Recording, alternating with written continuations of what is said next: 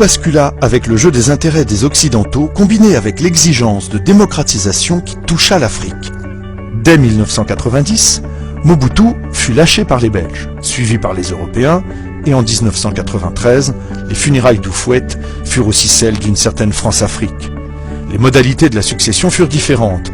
En Côte d'Ivoire, le dauphin constitutionnel Henri Konan Bédié, finalement élu en 1995, fit face au premier ministre du vieux Alassane Ouattara, qui dès le décès du patriarche avait montré son intention de lui succéder. Si Ouattara, venu des milieux financiers internationaux et formé aux États-Unis, avait été chargé de mettre en œuvre des politiques d'austérité impopulaires, c'est aussi parce que beaucoup ne le considéraient pas comme un Ivoirien de souche. De la même manière que quelques années plus tôt, Léon Kengo Ouaddondo, Tutsi d'origine, avait été chargé de remettre de l'ordre dans les finances de Kinshasa. En Côte d'Ivoire, Konan Bédié mena campagne contre son rival Ouattara, en inventant le concept d'ivoirité. Cette exclusive, au Congo, allait se traduire par celui de nationalité douteuse, puis, lors des élections de 2006, par la congolité. Même si les modalités de la succession furent différentes dans les deux pays, la guerre, elle, allait être au rendez-vous.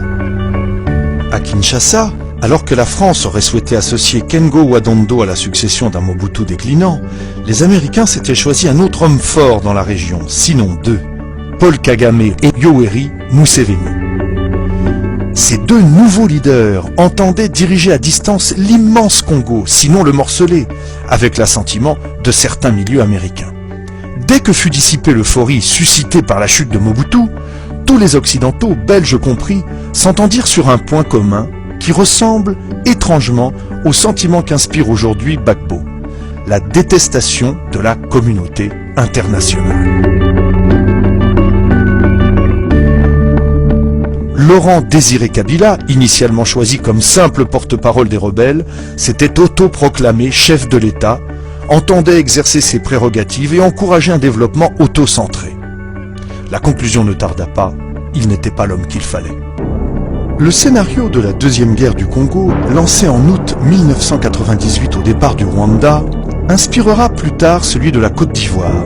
Des rebelles, entraînés dans les pays voisins, le Rwanda, l'Ouganda comme plus tard le Burkina Faso, dénoncent les discriminations exagérées dont leur groupe ethnique est victime. Ils s'emparent d'une partie du territoire, l'occupent et envoient ses ressources vers les pays frontaliers, le Rwanda et l'Ouganda en l'occurrence. Les voisins de la Côte d'Ivoire feront de même. Le Ghana, le Burkina Faso bénéficient de l'exportation de matières premières venues de Côte d'Ivoire, le diamant, le cacao.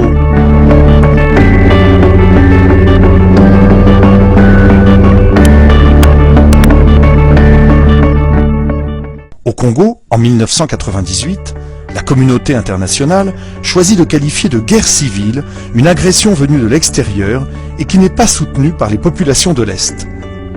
Elle refuse de s'interposer et convoque une conférence de paix dont les dés seront pipés. À Lusaka, en 1999, les rebelles congolais sont mis sur le même pied que les représentants du pouvoir central, ce qui permet de mettre en minorité l'indésirable Laurent Désiré Kabila. En outre, l'argument des droits de l'homme est habilement utilisé pour discréditer le vieux maquisard. Alors que l'on sait aujourd'hui, grâce au Mapping Report de l'ONU, que les massacres de réfugiés Hutus ont essentiellement été commis par des rebelles sous les ordres de l'armée rwandaise ou par les commandos de Kagame lui-même, c'est à Kabila que l'on fait porter la responsabilité des tueries. Alors qu'à Lusaka, ses émissaires ont cédé aux pressions, Kabila se tourne alors vers la rue, où des manifestants dénoncent la capitulation. Il faudra attendre 2002 pour que la roue tourne. Auparavant, le 16 janvier 2001, le coriace président a été victime d'un assassinat dont les commanditaires sont toujours demeurés dans l'ombre. En Côte d'Ivoire, après que le général Gueye se soit brièvement emparé du pouvoir, des élections ont lieu en 2000, mais Alassane Ouattara, comme Henri Konan Bédié, sont empêchés de se présenter. Laurent Gbagbo, issu de l'opposition, l'emporte contre le général Gueye et, comme ce dernier, conteste le résultat du scrutin. Il recourt à ses militants qui descendent dans la rue. Gbagbo avoue lui-même que les conditions de cette élection étaient calamiteuses et promet un gouvernement d'union nationale. La campagne de dénigrement est immédiate, Les partisans de Gbagbo qui tiennent la rue sont accusés d'avoir commis un massacre de Djulas, musulmans du Nord, à Yopougon, un quartier populaire d'Abidjan. Le président élu est accusé d'avoir repris à son compte le thème de l'ivoirité, cependant inventé par Bédier. Des campagnes sont menées contre le cacao ivoirien, la première ressource du pays, car des enfants, présentés comme esclaves, sont employés dans les plantations du Sud au dire de l'opposition dirigée par Ouattara. En 2002, l'éclatement de la guerre ne surprend guère ceux qui étaient passés par Ouagadougou. Les rebelles, des Ivoiriens du Nord, mais aussi des combattants recrutés dans tous les pays sahéliens, s'étaient entraînés durant des mois au Burkina Faso avec la bénédiction du président Blaise Compaoré.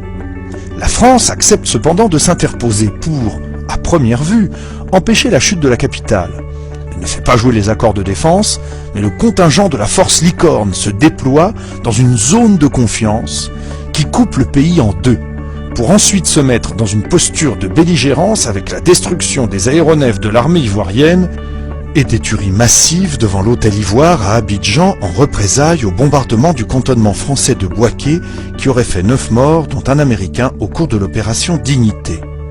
Lorsqu'en 2003, la France, sous Jacques Chirac avec De Villepin aux affaires étrangères, convoque toutes les parties ivoiriennes dans un stade de rugby de l'Inas Marcoussis, la formule de Lusaka, déjà utilisée au Congo, est recyclée. Les rebelles sont placés sur pied d'égalité avec les représentants du gouvernement et ces derniers se voient sommés d'accepter un gouvernement d'union dans lequel les représentants des forces nouvelles occuperont des postes clés, la défense et la sécurité. En outre, les deux armées seront fusionnées. Gbagbo, placé devant le fait accompli, tente de calmer les siens avec à leur tête Charles Blé Goudé, le leader des jeunes patriotes. Les foules en colère envahissent les rues d'Abidjan. Au Congo, dès 2001, la négociation a repris avec Joseph Kabila. Plus malléable que son père, il a compris que, provisoirement en tout cas, mieux valait plier. En échange du départ des troupes étrangères et de la réunification du pays, les principaux groupes rebelles, le MLC de Bemba et le RCD de Ruberva, proches du Rwanda, sont intégrés au pouvoir de Kinshasa. Et ce n'est pas un hasard si le RCD se voit confier la défense et la sécurité, si Jean-Pierre Bemba a la haute main sur l'économie. De 2002 jusqu'en 2006, Joseph Kabila rassure les Occidentaux par sa modération. Il fait promulguer un code minier extrêmement ouvert aux investissements étrangers, promet de privatiser les entreprises publiques et donne tous les gages que lui demande le CIAT, Comité d'accompagnement de la transition, composé d'ambassadeurs étrangers. Il est récompensé de sa modération, non seulement par le vote des électeurs, 54%, mais aussi par le fait que son rival, Jean-Pierre Bemba, se retrouve entre les mains de la Cour pénale internationale. En outre, les accords de paix prévoient l'intégration des forces rebelles au sein de l'armée gouvernementale avec l'appui de la communauté internationale.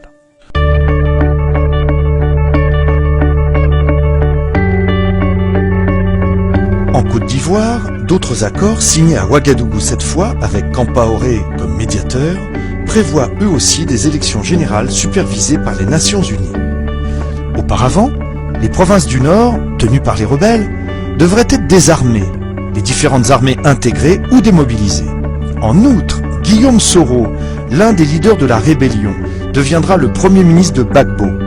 Ici aussi, les rebelles entrent au cœur du pouvoir.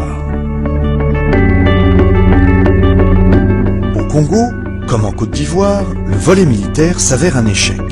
Dans le premier cas, l'intégration des divers groupes armés, basés sur le principe de l'impunité, introduira dans l'armée des militaires étrangers, ce qui privera Kabila du plus important des instruments de sa souveraineté, une armée fonctionnelle.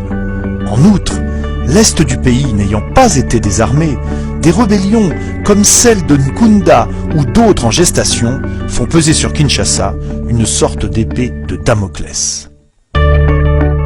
Dans le nord de la Côte d'Ivoire, les rebelles des forces nouvelles, qui n'avaient pas été désarmés et avaient gardé leur structure de commandement, ont été accusés d'intimider, de bastonner les électeurs et d'avoir violé ou tué des militants de la majorité présidentielle, ce qui permit au Conseil constitutionnel de mettre en cause la crédibilité du scrutin et d'annuler le vote dans plusieurs bureaux. Dès lors, débutera un scénario surréaliste dans ce pays de l'Afrique de l'Ouest, autrefois havre de paix et de progrès. Les secrets de la présidentielle ivoirienne laissent croire que l'élection n'était qu'un prétexte pour enfin faire partir du pouvoir l'indécrottable Laurent Gbagbo. Les observateurs, tant européens qu'africains, envoyés sur le terrain s'accordent à se contredire. Parmi ceux-ci, outre plusieurs ONG d'Afrique, l'ex-premier ministre du Togo, Joseph Kofigo, dénoncera en même temps que le centre de commandement militaire intégré des exactions de nature à entacher sérieusement la sincérité du scrutin dans le nord encore sous contrôle de la rébellion. Au terme de la mission, les observateurs de l'Union africaine ont fait les constats suivants. La mission a relevé avec regret des actes de violence graves, notamment des pertes en vies humaines, des atteintes à l'intégrité physique, des séquestrations, des intimidations, des tentatives d'enlèvement et de dégradation du matériel électoral. Autant d'éléments qui devraient faire l'objet d'une appréciation minutieuse de la part des organes compétents afin de déterminer leur impact sur le scrutin. En outre, la mission déplore l'ouverture tardive de certains bureaux de vote, le manque de tickets dans certains bureaux de vote, le climat relativement lourd aux alentours de certains lieux de vote. Enfin, la mission déplore la séquestration de 2 de ses observateurs et remercie les agents de l'ONUCI pour le dénouement heureux intervenu à temps. Les envoyés de l'Union européenne, eux, affirmeront le contraire après avoir préalablement reconnu des échauffourées, mais qu'ils estimeront par la suite sans incidence majeure sur le vote. Paris se dit très préoccupé devant la cacophonie qui en découlera et manifestera même son inquiétude face à l'incapacité de commissions électorales indépendantes à donner les résultats de l'élection, alors que seulement 25 minutes la séparaient du délai d'expiration ce mercredi 1er décembre à minuit. Prise au piège du mode opératoire de consolidation des résultats qui prescrit le consensus et confrontée surtout aux difficultés structurelles de la commission composée d'une trentaine de membres de l'opposition contre seulement 4 de la majorité présidentielle, Youssouf Bakayoko, son président, avec un humour incompréhensible en cette période délicate, finira par concéder la forclusion. Je remercie les Ivoiriens d'être aussi patients. Nous avons, depuis la fin du scrutin, entrepris de faire un travail de validation des résultats qui nous parviennent des différentes régions de Côte d'Ivoire et bien entendu des différents bureaux de vote et des différentes commissions locales. Ce travail se poursuit. Nous ne l'avons pas encore achevé. Quand nous serons prêts, nous nous tournerons vers la télévision pour vous communiquer les résultats de notre délibération à l'ensemble de la population. Je veux donc leur demander d'être patients, d'être compréhensifs et puis de nous laisser le temps de travailler en toute sérénité. Il s'agit de problèmes d'une grande importance. Il n'est pas encore minuit, donc nous continuons de travailler. Il n'est pas encore minuit. Nous poursuivons notre travail. Cela signifie que nous n'avons communiqué, à l'heure où je vous parle, aucun résultat. Nous n'avons rien dit à qui que ce soit parce que nous n'avons pas achevé notre travail. Mais avant, l'Élysée tentera le tout pour le tout, demandant ce même mercredi à 23h45 à son ambassadeur à Abidjan, à la suite d'Alassane Ouattara, d'adresser un courrier au président de la commission électorale.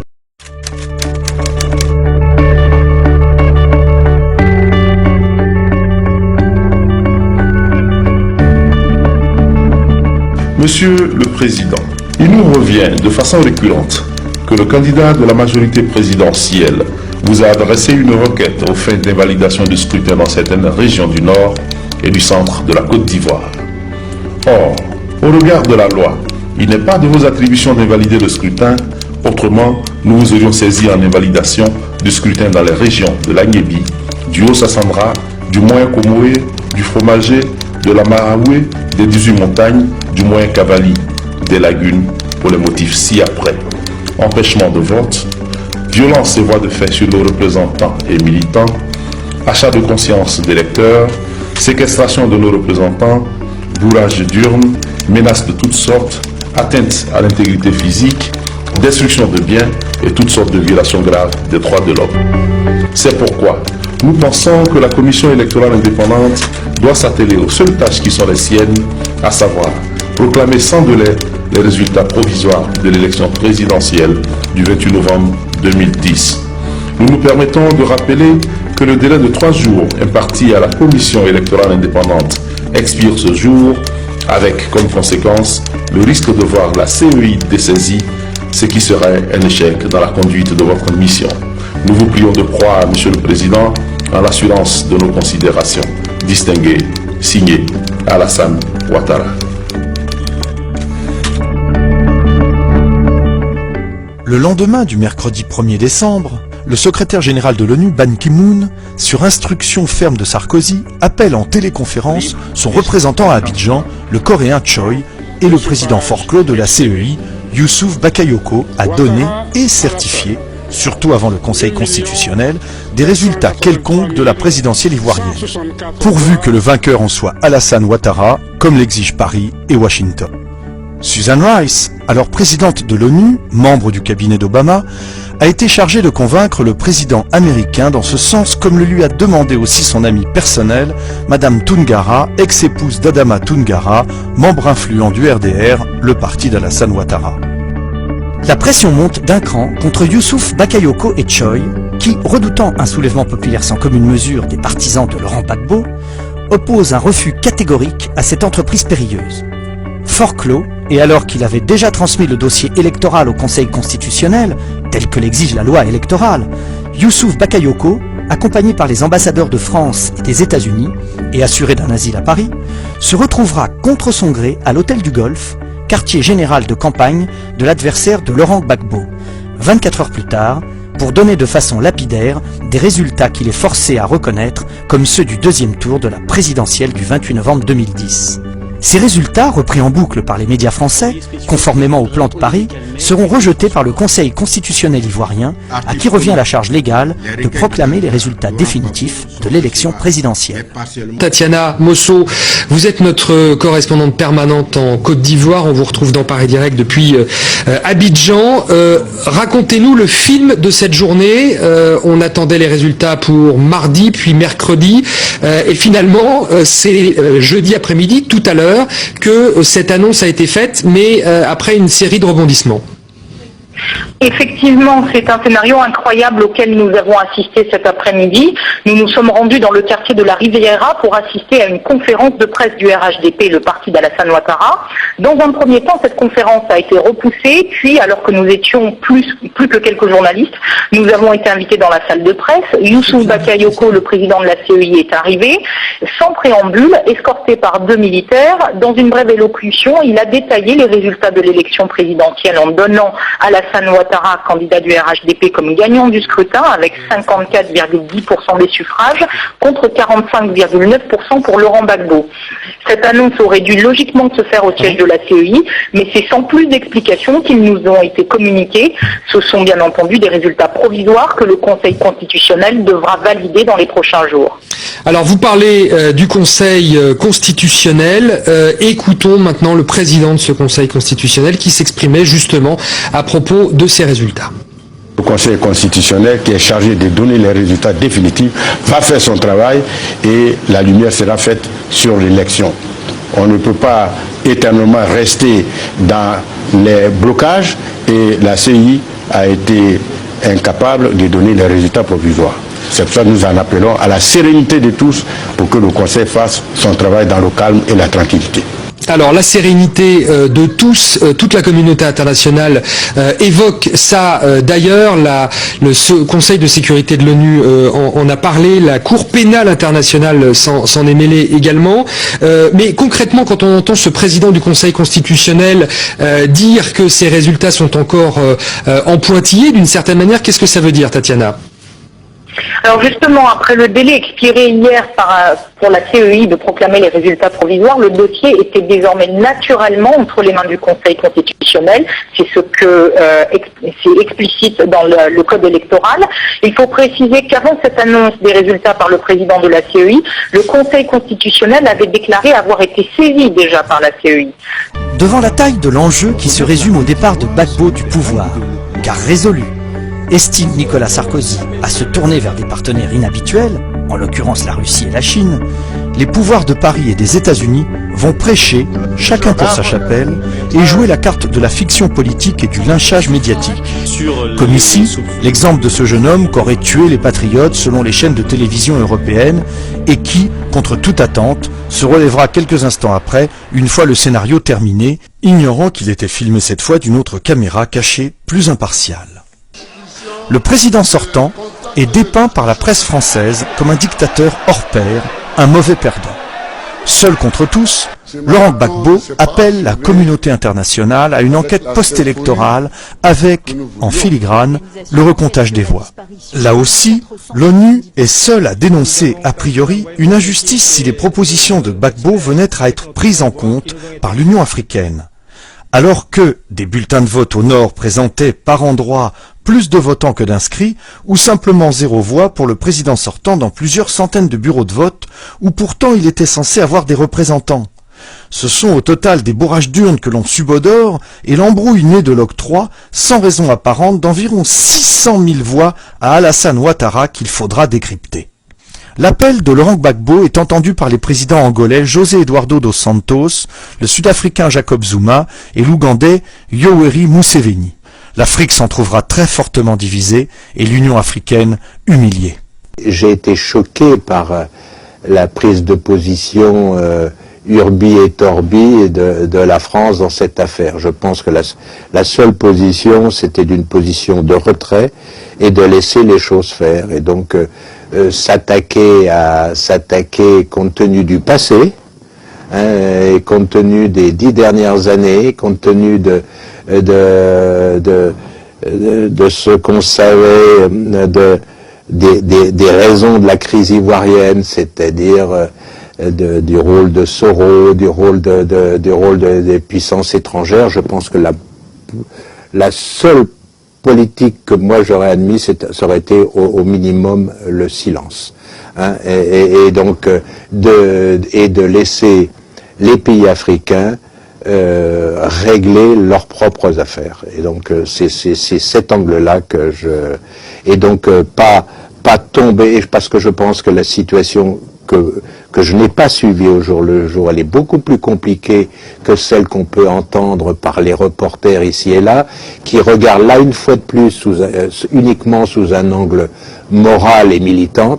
Et donc je pense que c'est une affaire qui concerne les Ivoiriens d'abord et les Africains ensuite, et que ce n'est pas à la France d'intervenir là-dedans. Je trouve que, en tout cas, critiquer violemment un recomptage des voix me semble, quand on veut vraiment mettre au pinacle comme valeur fondamentale la démocratie, ça me semble un peu contradictoire de ne pas au moins accepter cette affaire de recomptage des voix.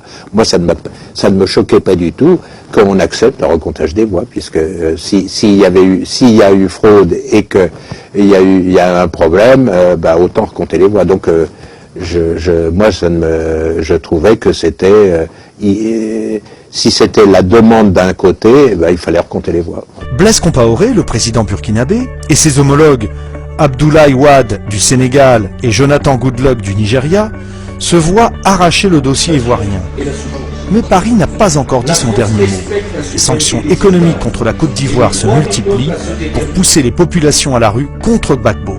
C'est-il seulement le président ivoirien qu'il est pris au piège de la bataille américano-française pour le contrôle du golfe de Guinée? La Côte d'Ivoire demeure un pays essentiel, avec son hub port, le deuxième d'Afrique après celui de Durban en Afrique du Sud, sa position médiane sur la côte atlantique et ses infrastructures économiques inégalées en Afrique de l'Ouest. Toutes choses qui devraient permettre des exportations rapides vers l'Europe et l'Amérique au départ du golfe de Guinée. Si les Congolais craignent que le scénario ivoirien se produise chez eux en 2011, c'est aussi parce que Joseph Kabila, en plus de la reconstruction des infrastructures, a aussi ouvert le jeu, passé d'importants accords avec les Chinois et diversifié les partenaires. Le FMI lui refusera même un prêt, lui reprochant ses transactions avec la Chine. Les termes des attaques, reposant sur des faits réels et sur un incontestable durcissement du régime, se dessinent déjà. La corruption de l'entourage présidentiel, les violations des droits de l'homme.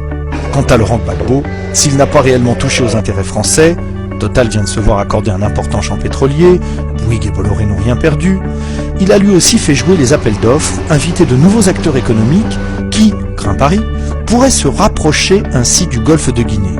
Il est également reproché à Gbagbo d'avoir laissé s'implanter les Libanais. La France a ainsi vu disparaître son hégémonie d'autrefois, de la même manière qu'au Congo, les Européens doivent désormais côtoyer de nouveaux partenaires. Derrière le maintien ou non de Gbagbo au pouvoir, se joue le contrôle du golfe de Guinée, cet Eldorado pétrolier que Français ou Américains, en perte de vitesse dans le monde arabe et unis pour cette fois, ne souhaitent pas voir passer en d'autres mains. À leurs yeux, Alassane Ouattara, ami personnel de Sarkozy, ancien directeur du FMI, gestionnaire libéral, représente un interlocuteur beaucoup plus crédible que Gbagbo le nationaliste.